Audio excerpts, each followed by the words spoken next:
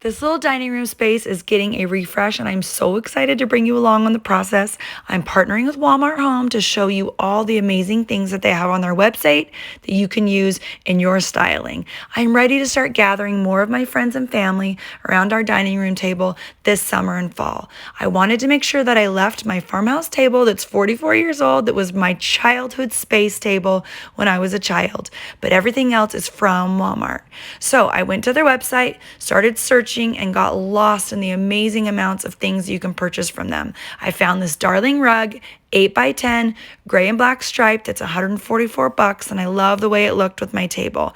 Then I looked for chairs. I wanted to add wicker with black wooden chairs, and I wasn't sure if it would look darling, but once I put them together, I absolutely love the way they turned out, and it's the definite look that I'm going for.